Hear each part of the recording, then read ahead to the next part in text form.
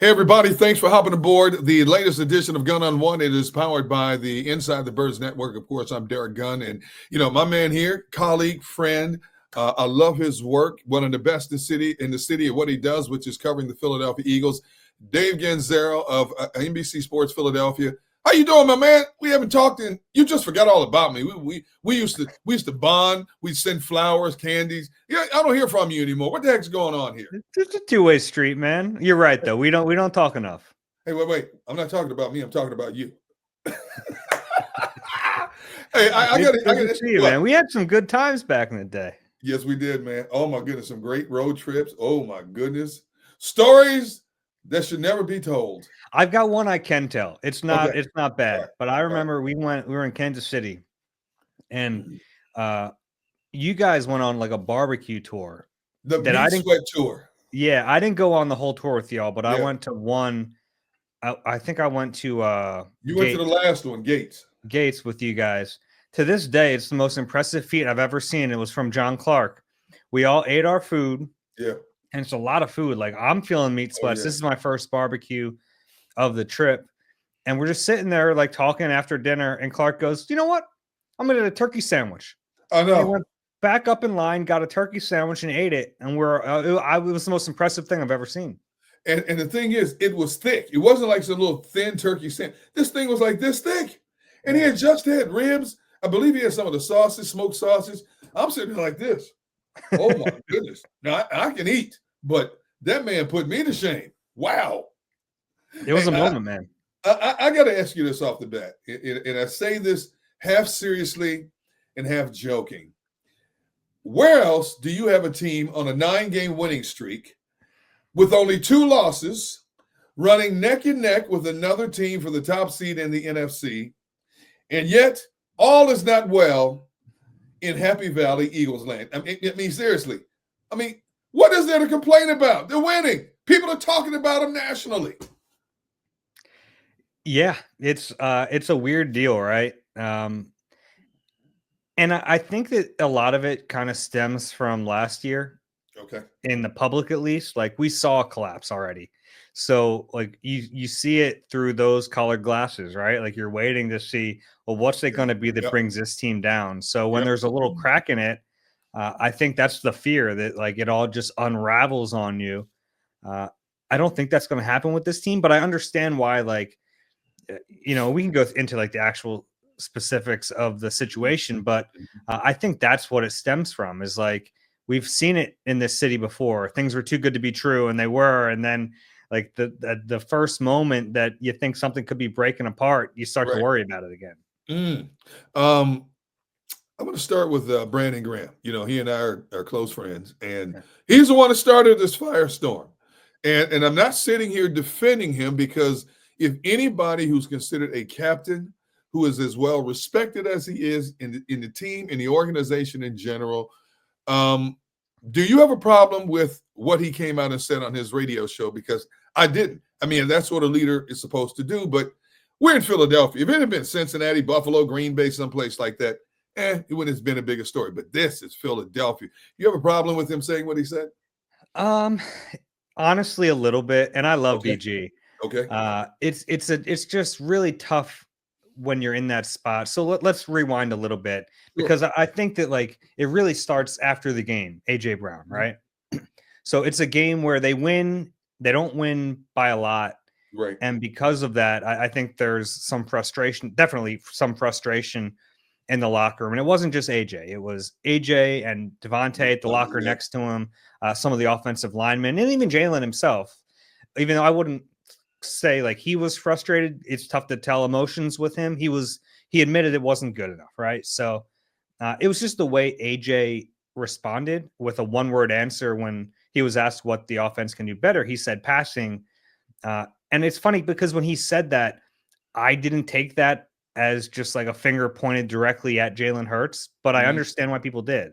And I understand why BG may have. So I think that's where it starts, because when you say things, and I feel like a parrot because I've been saying this everywhere, when you say things publicly that are very vague, you leave it up to interpretation and you can no longer control it. So if after the game, AJ Brown says, yeah, the passing offense needs to be better. All elements of it. I'm included in that. Like, obviously the quarterback is the play caller, the block. Like, if he does that, I don't think this becomes a big issue, but he left it up to interpretation for everyone, including his teammates. Now, the next day, Brandon Graham goes on the radio, his show, the Brandon Graham show, and comments about AJ. And look, he says it's all from that comment. I think there's a chance that it's beyond that one comment, right? So, but in any case, it's tough to criticize one of your teammates for speaking out against another teammate publicly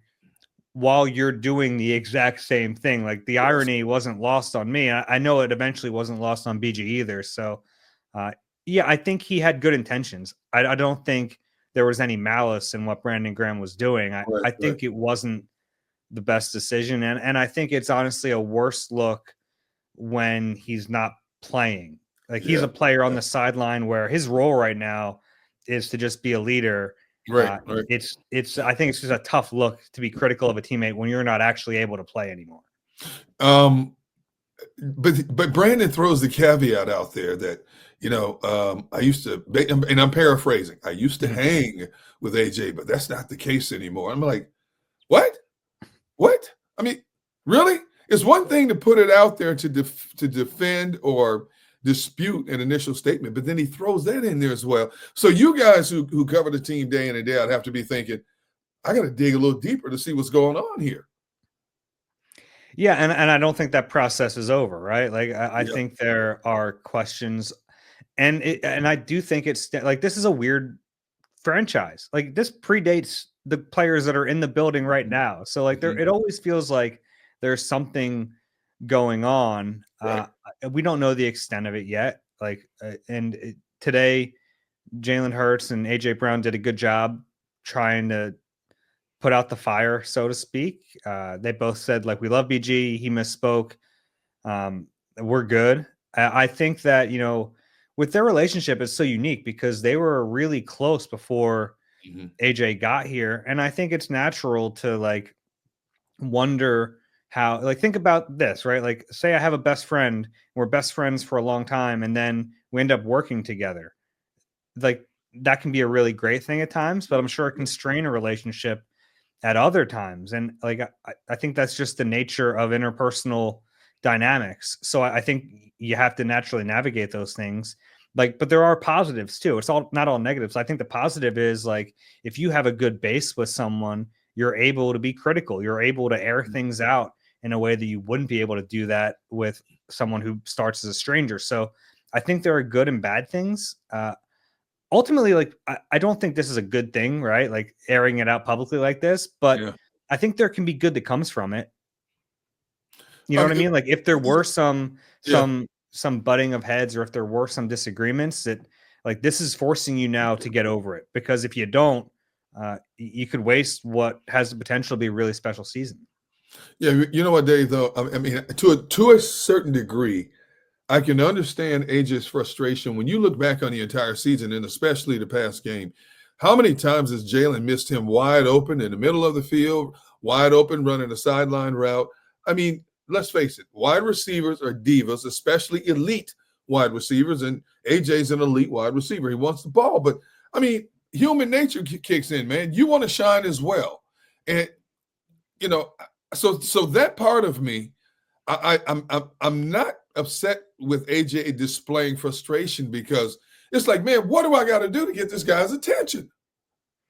Yeah, and I think people understand the frustration. I think at times he's an emotional guy. He kind of wears his heart on his sleeve on the field, and you don't want to, like, take that away from him, but it shows up with him, right? Like, he slams his helmet on the bench.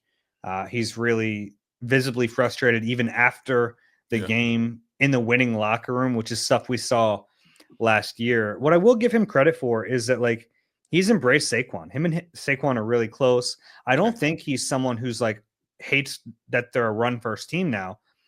I think that when they're in a close game like this, like they were on Sunday against the Panthers, and they're not, like, for how many weeks did we say, like, yeah, they're leaning on the running attack, and you just hope that when they need to pass the ball, they're able to.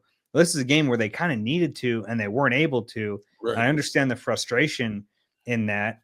And he should be frustrated. He's one of the best receivers in the league. When he's not getting the football, like if they're passing the ball and it's not going to him a good portion of those times, it probably is a mistake. Right? Like he has the ability to change games. In the first week of the season, he had 10 targets. He has not had 10 targets in a game since then. Exactly. And then on Sunday, like there were certainly opportunities for Jalen to get him the ball. But between that and whatever the play design was, he didn't get a target until inside the 2-minute warning in the first half. And like that should just never happen. Like that can't happen. He's too talented to be a decoy. He's too talented to just be running around, not getting the ball thrown his way. So I think there's a lot of different elements to this, but ultimately I get his frustration, especially in a game. Like he knows he can help them. Yep. I think that's where it stems from. Like he's paid. I mean, he got a big contract. Devontae got a big contract. And it's funny because Devontae always kind of skates by in the public eye. His teammates will tell you he is maybe more vocal about wanting the football. You know, it's just that for whatever reason, AJ kind of wears it on his sleeve a little bit more. And I think people kind of have labeled him as a diva already. But it is funny. Like Devontae is probably, I think, from what I've heard, more vocal about wanting the ball and kind of demanding the football than AJ is. It's just that we don't see it as much. You know, I mean, but let's face it. When you're running the ball at 38, 45, 47 times a game, there's not many passes being thrown. And during this 9-game winning streak, your quarterback's only throwing the ball an average of less than 22 times a game. Wide receivers don't want to block for almost 60 minutes, man. They want to get out there and showcase. Do guys talk about excessive blocking? I mean, from the wide receiver group, do they talk about having to block more than being targeted? Yeah, I think it has been a topic, and I think this is something that Nick is actually really good at. Okay. In their team meetings when they show the negative plays and they show the positive plays. I kind of get the sense that he goes out of his way to commend receivers when they hold a block, because it is important. Like we've seen instances this season with AJ, Devontae, Johnny Wilson, Paris Campbell, Britton Covey on that one long Saquon run. Like their blocks, you know, Saquon's going to get 20 yards on a run, right? Like, their blocks are turning 20-yard runs into 70-yard runs or 50-yard runs. So they do matter. And like the level of buy-in there is important. And everything is solved to a certain degree by winning. And like they were a dominant team for a lot of this winning streak. And I think that does make it easier to swallow. And then also like having Saquon Barkley makes it easier to swallow. If they were doing this with, and no disrespect to the running backs they've had here, but if they're going with this attack with DeAndre Swift or Miles Sanders, I think that's tougher to swallow. They see that Saquon is special. Like he's arguably the MVP of the league. He's doing things out here that no other back in the league can do. So, you know, I think that makes it tougher for a receiver to voice their frustration all the time because, like, yeah, look at this guy. He's unbelievable. Do you honestly believe this is water under the dam now? Nick Sirianni has come out and said, hey, the culture's fine. It's right where we need to be. AJ says we're good. Jalen says we're good. BG says we're good. Do you think this is water under the dam? Or will it closely be monitored when they play the Steelers on Sunday in terms of how balanced the offense is, body language from one or two individuals, so on and so forth? Yeah, we'll be watching for sure. And I think we don't know that answer. I think they're in a good place right now, honestly. Yeah. But like the results dictate a lot of this, right? The results got us here, right? The way that players have not been utilized, the way the passing game was not effective, the way that game against a 3-win team was way too close for comfort. Like the results got us here. So the results are going to take us wherever this story goes, right? If things work out well in this game and going, this is a tough game, by the way. Like this is why they have to, this is why it was so smart for them to get out in front of it. They've got to focus everything they have on a really good Steelers team. Absolutely. But like what I'm saying is the results will dictate whether or not it is water under the bridge, right? Like the results will tell us that. There's a new sheriff in town, Saquon Barkley. Did you ever think? I mean, we knew he was special. I mean, look at what he did with the Giants team that was never going anywhere except for the 1 year they get to the playoffs. Did you ever think he would come here and do what he's doing? I mean, he's closing in on Eric DIckerson's all-time record. He's on pace for it. It's pretty unbelievable.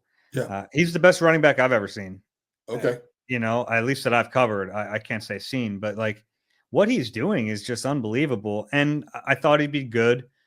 No one thought he'd be this good. If anyone tells you they thought he'd be on pace to break no one thought that. Now there were varying levels of confidence in him, and I understand some of that based on the injury history, based on the usage in New York, and it was kind of, you had to forecast it because he had nothing around him with the Giants. So you're really trying to watch him and think like, what can he do in this offense? And it was tough to really know. Like, he'd be good. Sure. I thought he'd be better than DeAndre Swift, but I think the question was, is it worth sinking resources into the position unless it's a major upgrade? And it's obviously been a major upgrade. And then, like I said, like nothing against DeAndre Swift. He had a really good season here. He's having a good season in Chicago, but absolutely, he's not doing what Saquon's doing. No. Of course, he doesn't have the offensive line Saquon has either, though. He did last year. Oh yeah. It's been unbelievable, though. I tell you what, I never thought we would be sitting here talking about a guy with what, 5 games left to play, 4 now, 4 games left to play, and closing in on a record. I didn't think anybody would ever come close to getting an Eric DIckerson's record, especially a Philadelphia Eagles team, because for as long as you and I have covered the team, we've always heard that Jeffrey and Howie want to throw the football first. I never thought this would be a run-first team in my time of covering this team. Did you? No, and it's funny. We only get to talk to Jeffrey Lurie on record once a year. Yeah. At this, like, it used to be every once in a while he'd poke his head out and we get to talk to him. Right. We haven't been able to talk to him. We talked to him once a year at the owners' meetings. And that's one of my questions for him. If this season has changed his view on the way an offense should be built, because for so long we've heard that they want to be on the forefront of the passing offense. And we even heard, like, under Doug Peterson, after a win, he was a little upset that they had to run the ball so heavily to win. So, but what they're doing is, like, it does make sense. Like, they should lean into this offensive line, and the best running back in football. And I understand why they're doing it. Now, do you want to find some balance in there? Do you want to find some rhythm in the passing game? Yeah, I think so, because once you get into January, you're probably going to need it a little bit more. But they're winning games, and they're trying to set themselves up to potentially get a 1 seed. So they're doing what they need to do in order to try to make that happen. I want to ask you this, though. Okay. All right. One of the things I'm excited to see, I think it's very possible that there's nothing to play for in terms of seeding in week 18. I knew you were going to say this. Yeah. And I don't think Saquon's going to be able to surpass this record in 3 games. What do you think they do in that situation? I think it probably depends on, like, how many yards he needs, but yeah. What do you think? If it's less, let's say less than 100 yards, and I'm basing this on what I heard Jordan Mailata say on Tuesday on WIP radio. And he was posed a similar question. He says, absolutely, we want to be out there. Now, obviously, you bring up a valid point. You're not playing for any team. The opposition is playing for jobs. So they're going to play hard for jobs, future jobs. You run the risk of possibly getting injured in a meaningless game. And oh my goodness, if it's a key player, you know how it's going to blow up in this city. But we're talking about a special record, a record many of us thought could never be surpassed. And the guy who could possibly do it is right here in Philadelphia. I think, we saw the game where back in the middle of the season when we heard the cameras on the sideline when the coach said, hey, you need X amount of yards to break your own record. And he said, no, let the other dogs eat. I mean, that's a very selfless statement. Let the other dogs eat. Now, I'm sure he would say something like that, but I do think his teammates will go to him, hey, man, we could be blocking for the all-time leading rusher. I mean, how do you see it? Do you think he'll play if that was the case? I think it does depend on how many yards he needs. I know the offensive line would probably want it almost as much as him. It's because it, like, forever, or they're going to be known as the offensive line that blocked for this guy and open the holes. But Man, that would be so risky. Like, imagine if it goes south and you get a key player hurt. What if you get the player hurt going Yeah. into the playoffs? Like, what the heck does the record mean if it tanks your chances to win a trophy? Yeah. I think it's a really tricky. I don't think there's an easy answer to this one. Could you imagine if Saquon got hurt in that game? Could you imagine? I, Wow. yeah, I mean, it will be an all-time disastrous decision. And it's like I don't envy Nick Sirianni and the front office and whoever else would be involved if they have to make that decision. Mm.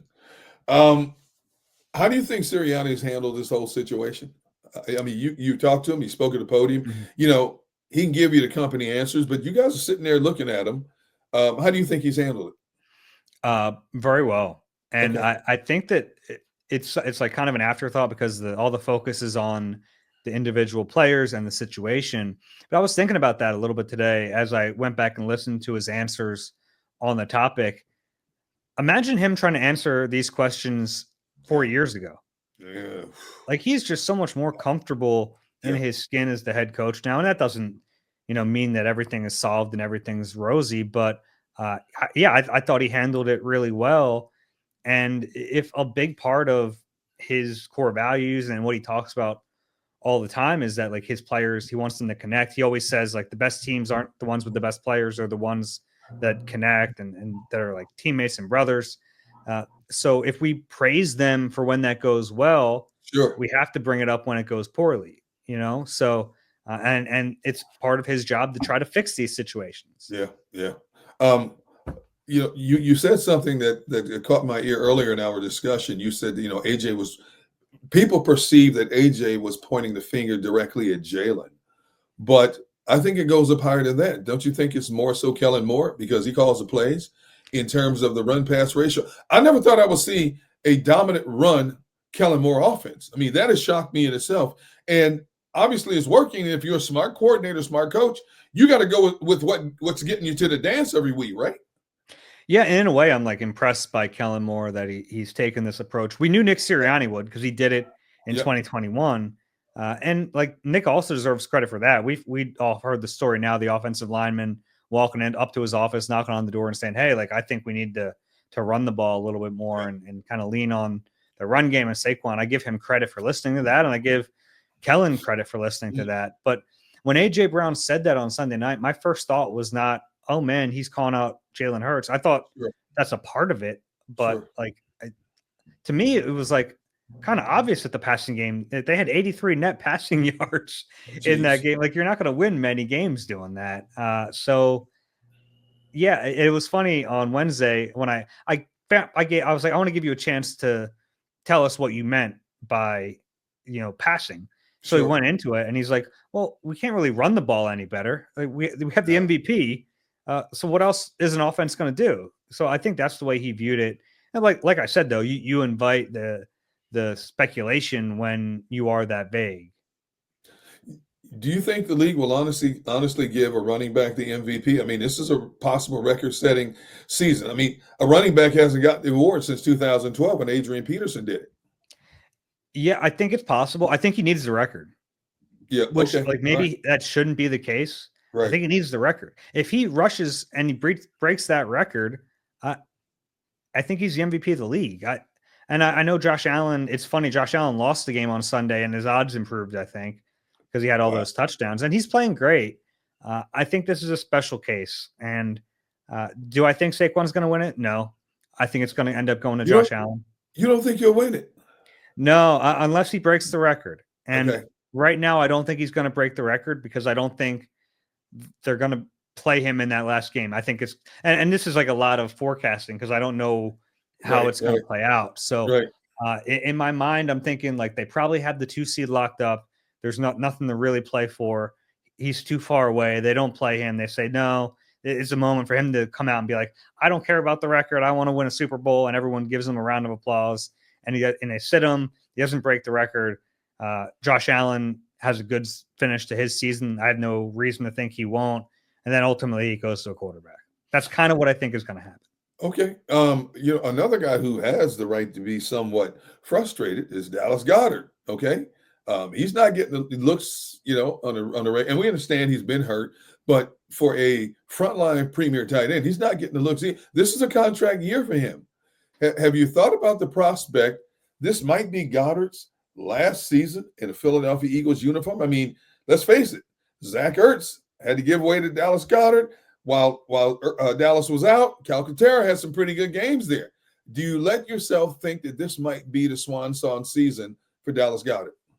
Yeah, it's possible. And the first part of that, I think the tight ends have a better way to deal with the frustration when the ball's not going their way, because they're such a big part of the run game. Dallas Goedert, especially, like, he's a key cog in the run game when he's healthy. So he's a little more involved.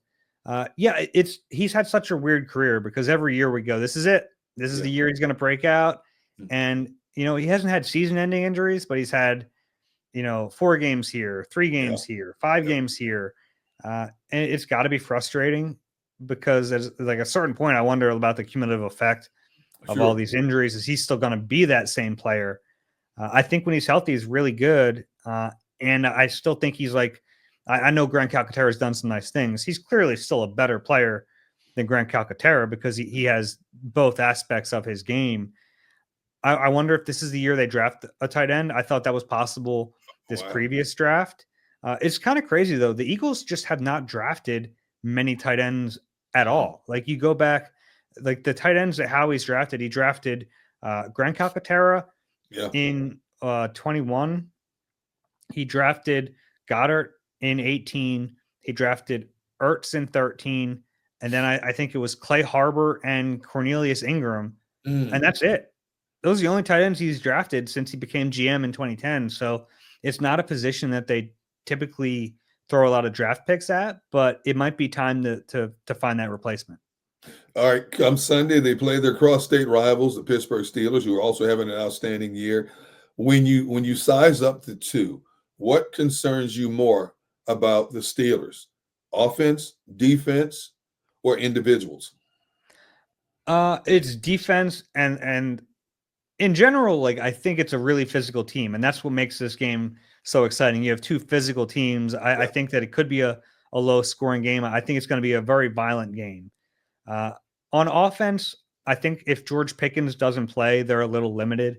He's really their big target.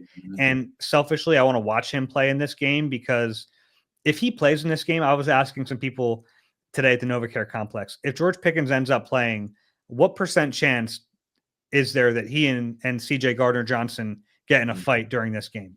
Oh, geez. That is crazy. Yeah, if the Eagles win this game, they're going to run the table, Dave. They're going to finish this season 15-2. I mean, a lot of us, I don't know where you were, but a lot of people I've talked to, they projected this team to go maybe, 13-4, 11-6, maybe 12-5. Was there a point in your mind that you started thinking this team might actually win 15 games? The crazy thing is, they could win 15 games and be the 2 seed. Yes. But Detroit has a little bit tougher schedule coming up than obviously the Eagles do down the stretch, and we got to keep eyes on the Packers didn't help the Eagles at all. No, heck no. We keep talking about the Eagles and Detroit are on a collision course for the NFC Championship game. Is there 1, 2, 3 dark horses we should also keep an eye on in the NFC? The Packers are the other team. Okay. I think. Is that the only one? Like, you can say the Vikings. To me, I think the Packers are a more dangerous team in the playoffs than the Vikings. Okay. And so maybe, like, the Packers didn't help the Eagles this time around, but they could help them in the playoffs. If they go to Detroit and beat them, that could potentially set up a home game for the Eagles in the NFC Championship game. Now, we're obviously way ahead of ourselves, but like, that's a scenario that I don't think is outlandish. Okay. All right. So far with this Eagles team, what has been to you, outside of Saquon, the most impressive thing about this team? The way the defense has been just so incredible and, like, grown. This is a grown defense. This is a defense that doesn't look like they have a bunch of young players in it.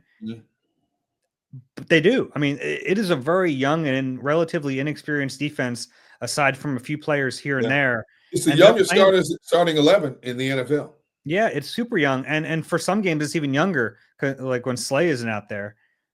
It's so young, and they are playing like seasoned vets. Like they've been in Vic Fangio's system for 5 years. You see it like even now we're deep in the season, but even early in the season, like watching their communication, watching them in zone coverage, like passing off zones and doing the little things they need to do. Uh, I think back to the offseason, and well, one of my big thoughts about this team was that if Vic Fangio can just bring some stability to this defense, if he can make them average or slightly above average, they're going to have an elite offense that can carry them. And that's the ticket. That's the way you do it. And it's been the other way around. The defense has been elite. They've been unbelievable. They absolutely nailed their first two draft picks. Quinyon Mitchell and Cooper DeJean are the two best rookie cornerbacks in the league. Zach Bond comes out of nowhere and is playing at an all-pro level. Jalen Carter has taken the step we all wanted to see him take. He's playing like a defensive player of the year candidate. And they don't have a weak spot. You can say maybe it's edge rusher. They don't have a ton there, especially after the Brandon Graham injury, but they're kind of getting it done. I mean, Josh Sweat's had a bounce back year. Nolan Smith has taken a step forward. Jalix Hunt, who was thought to be just like this super raw player, is giving them a ton. Milton Williams in a contract year has a bunch of sacks. Like it's right down the line. Nakobe Dean, everyone's questioning whether or not this guy is going to be a player in the league. He's been great. There's not a weakness. I've been so impressed by the players, but also Vic Fangio on that side of the ball. Can this Eagles team make the run all the way to the Super Bowl with the style they're playing right now offensively? Dominant run game. It doesn't need to be more balanced. Does it need to be more of a balanced offense to get to where they want to go? It's tough because I think game script ends up dictating so much of this. Yes. If they're able to control and their defense does what it's been doing, maybe. I think the problem is you're going to face better offenses in the playoffs, and they're going to get theirs. They're probably going to put up some points. It's going to put more pressure on your offense. It's funny because early in the season, I would have said absolutely no way. Mm-hmm. I mean, we're seeing a pretty big body of work that they're able to do it. So I think that, it's maybe a little more likely, but you want to be able to throw the ball in the playoffs. Like you want to be able to, if the script changes out of necessity, you want to be able to pass the ball. You want to be able to win that way too. Right. So can they do it? Maybe. It would be rare. It would be a little unorthodox in this NFL. I don't think it's impossible, but I think you would feel better if they were able to find some more rhythm in that passing game before they get to the playoffs. I'm going to get your bird's eye view. Bird's eye view. Play right into your podcast, right? Eagle bird's eye view. I'm saying eagle. Okay, I want your eagle eye view of this statement. And I've talked to a number of people, and they've all said it differently, but have said in unison. Jalen needs to figure it out when it comes to the passing game. Jalen needs to figure it out. And I'm flabbergasted. I'm saying the same thing, but I'm flabbergasted. We're this far into a season, and we're all saying the same thing. Jalen needs to figure it out. From your perspective, what do you think's wrong? Yeah, I have a few different theories on it. And I think the most prevalent one right now is that he's making such a concerted effort to not turn the football over that he's not letting it rip sometimes. And man, that's a tough balance to strike because we know how much it matters to this team that they play clean football. Early in the season, that was worse. You turn the ball over 7 times in 4 games, that is less sustainable than what he's doing right now, in my opinion. But you'd like to find a balance, and you'd like him to be able to, and we know he's capable of it. We've seen it. I mean, he had one of the best Super Bowl performances I've ever seen. No question. He went toe-to-toe with Patrick Mahomes. So, we know he has it in him. I think you're kind of threading the needle at times when you're trying to say, don't turn the ball over, but also let it rip. You're kind of talking out of both sides of your mouth, and you're trying to find that balance. And I think it's one where it's never going to be perfect. But I think sometimes he has to do a better job of trusting his eyes and anticipating and letting it rip. You have 2 really good receivers who deserve the football. So I think he'll tell you that he needs to play better. I think everyone knows that. I think he can. I don't think it's like this is unfixable. Mm. Does it frustrate you guys in the media who cover the game every day when you talk to Jalen? He doesn't give you anything. He keeps everything close to the vest. And you look around the league. The Patrick Mahomes and some of these quarterbacks. Lamar Jackson. They'll give you a quote you can hold on to for the entire week. Does it frustrate you guys sometimes that he doesn't give you much of anything? No, I mean, that's his prerogative. I never get too caught up into that. It's funny because on Wednesday we talked to him and he was probably the best he's ever been. Okay. And there are moments, especially after games. I think sometimes the Wednesday press conferences, he's a little more guarded. I think after games he'll answer some stuff honestly. Sure. I think he's making an effort at times. He's just not. That's not his personality. And for as much as I tell people to be themselves, I think he's being himself. It's not that exciting. He's kind of a boring guy at times. So I don't want to tell him to be someone else. Is it frustrating at times when like there's a little bit of word salad or he's like speaking in riddles? A little bit, but it doesn't really affect my life. I got to still do the job. So yeah. All right, Dave, who wins the game on Sunday? I think it's gonna be a close one. I'm gonna pick the Eagles in it. I did mean to mention like their defense is pretty good. They have good players up front, but the beautiful thing about the Eagles is their offensive line is so good. Like you have TJ Watt on Lane Johnson this week. That's going to be an all-time battle. But they have like Cam Hayward, Nick Herbig on one side, Alex Highsmith, a good player. They have good players up front. So if Jalen holds the ball like he did last week, it would be a problem. But yeah, I still like the Eagles offensive line against them. So, and then offensively, the Steelers are okay. I don't think that they're going to put a ton of stress on you. So I'm going to pick the Eagles in this one. I think it's going to be a tight game. I think a lot of eyes are going to be on them. It's not the end of the world if they lose it. I think that's going to be like how it feels because of all the drama this week. That won't be the case, but it would be nice if they could win this game and show everyone that the sky is not falling. What Mike Tomlin has done with that team, I mean, think about it. He's been there, 17, 18 years, and never had a losing season, even when they didn't have a quarterback. I mean, that's phenomenal in itself. And I know Eagles fans don't want to hear that, but when you love football the way we love football, and we look at stats and we like to look at other teams, that is a phenomenal feat that has never been achieved, basically, by any coach in the NFL. And like it goes beyond just him. Like what he's done is unbelievable, but what are they doing out there to make this work? They've had like 3 coaches in their history. How is this possible? And I was there for 10 years covering the team. I covered the latter years of Chuck Noll, and then I covered part of Bill Cowher. And that is an organization that has been loyal. I mean, you think about that. I just had to bite my tongue and I was going to be like, were the leather helmets out for those? Yeah, I knew. I knew he was coming. I was just saying, you're not Dave Zangaro that I know if you didn't take your shot. Because if I had that opening, I was going to get by. Yeah, I know. But I mean, that is a phenomenal feat. That organization has been very loyal to its people, even during hard times. They're not a team that gets skittish very easily and start making coaching changes and cave into public perception. And I think that's a phenomenal feat, that the Rooneys have established in terms of, look, when we have something that we like, come hell or high water, we're not going to give it up because you know what? It doesn't mean what's out there is better than what we already have. And it's hard to imagine finding a better coach than Mike Tomlin. Whether you like him or not, the man gets results, Yeah. Hey, Dave. And he's a CEO coach too, by the way. Yeah. Well, you know what, Dave? I can't thank you enough for taking the time to hop on Gun on One. It's been way overdue, and don't be surprised if I hit you up down the road as we get closer to the playoffs and in the playoffs to come back and talk a little more. He is Dave Zangaro, NBC Sports Philadelphia. You got to listen to his podcast with my other colleague and friend, Ruben Frank. I love you guys when you sit down and size up the birds week in and week out. Thank you, my brother. Absolutely, man. Anytime. All right, man. All right, that's going to wrap up this edition of Gun on One. Once again, it is powered by the Inside the Birds Network. For that man right there, Dave Guns. I can't even say your name anymore, man. Dave Zangaro. See, it's your fault. I'm blaming you because we haven't talked in months. So this is your fault, not my fault. I'm just going to text you my name periodically. Yes, please do. For Dave Zangaro, I'm Derrick Gunn.